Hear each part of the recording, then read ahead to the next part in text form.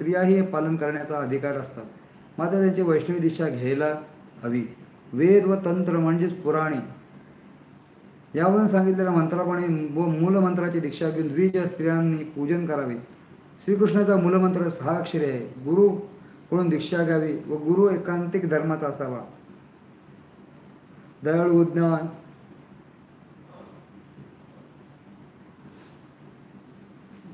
ज्ञान व भक्ती यांनी ते संपन्न असावा.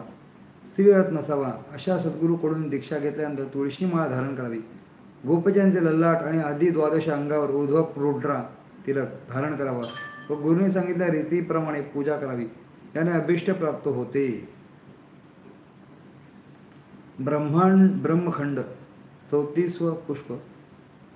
सेतू महत्वर्ण. नेमिषराणा सैनिक अनेक ऋषीगण अष्टांग योगाने युक्त असे ब्रह्मज्ञान मग्न राहून भुक्ती व मुक्ती प्राप्तीची इच्छा करत होते. त्याने सदा सभा घेतली. ती महान पुण्य परिपूर्ण अशा कथा कथन केल्या जात होत्या. तसे व्यासाचे शिष्य श्री सूत होते आले. अग्निपणात येत असणाऱ्या सुतांचे अर्घ्य घेऊन शौनिकाने पूजन केले. आसन देऊन त्यांचं वंदन केले व मुक्तीच्या साधनाबद्दल त्याने विचारले. आपले गुरु व्यास यांना प्रणाम करून सूत सांगू लागले, हे विप्रा गण हो, जगताच्या हिताची दृष्टी ठेवून आपण जे प्रश्न मला विचाराल त्याबद्दल मी सांगतो. हे परमेश्वर नावाचं परमपवित्र असे स्थान आहे. श्रीरामाचा सेतू तिथे आहे. सर्व क्षेत्र तीर्थाचे परमोत्तम असे क्षेत्र आहे. याने पुण्यप्राप्ती तर होतेच व हरी आणि हर या दोघांचाही भक्त येथे आल्याने प्राप्ती होते. मातृकुल पितृकुल दोघांचा उद्धार होतो.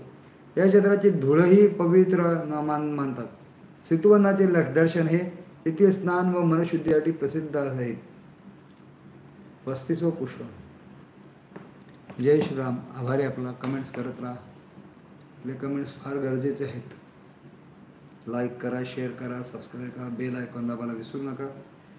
आपले प्रत्येक कमेंटची मी उत्तर आत्ता देऊ शकत नाही. आता सांगू शकतो की नमस्कार का मला दिसत नाहीत ते लवकर तिथपर्यंत ओपन होत नाहीत ते. त्यामुळे आपले कमेंट्स फार गरजेचे आहेत. आपले आशीर्वाद सदैव मिळत राहो हीच आपल्या चरणी प्रार्थना. ब्रह्मांड प्रशा. एकांत रागाचे दर्शन घेऊन ब्रह्मकुंडावर जावे. सेतूच्या मध्यभागी गंधमादन पर्वतावर ब्रह्मकुंड नावाचे स्थान प्रसिद्ध आहे. हे स्थान म्हणजे दारिद्र्य दूर करण्याचे औषधच आहे. ब्रह्मकुंडाचे दर्शन केल्यावर अन्य तीर्थाकडे फिरकण्याचेही कारण राहत नाही. येथील भस्म धारण करणे ही पुण्यकारक असते, कारण हे ब्रह्म यज्ञापासून आहे. येथे ब्रह्मदेव शंभूच्या शापातून मुक्त झाले होते, म्हणून येथे स्नान करणारा महादेवचे सायुज्य प्राप्ती करतो. लक्ष्मी तीर्थ वर्णन. श्री सूत म्हणाले, सर्व पापांचा नाश करणारे जगत तीर्थ पाहून मग लक्ष्मी तीर्थाकडे जावे. समृद्धी देणारे, संपदा देणारे, सर्व कामांना पूर्ण करणारे असे तीर्थ आहे. या स्नान करून धर्मपुत्र ऐश्वर्यसंपन्न झाला. त्याने श्रीकृष्ण प्रेरणा घेऊन इंद्रप्रस्थात निवास केला. सुतांची ती कथा सर्वांना सांगितली. पुरातन काळी महापराक्रमी पांडव इंद्रप्रस्थ येथे राहत होते. त्यांना भेटणारे श्रीकृष्ण येथे आले.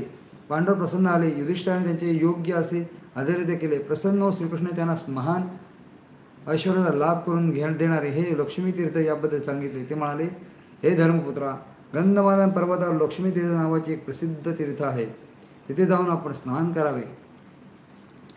येथील स्नानाने धनधान्य समृद्धी होते. शत्रू नाश पावतात. देवांनीही येथे स्नान न केले नंतर नुसराचा प्रभाव केला. नलकुबेर यांना स्नान करून अप्सरेमध्ये श्रेष्ठ अशी ब्रह्मेचे प्राप्त केली.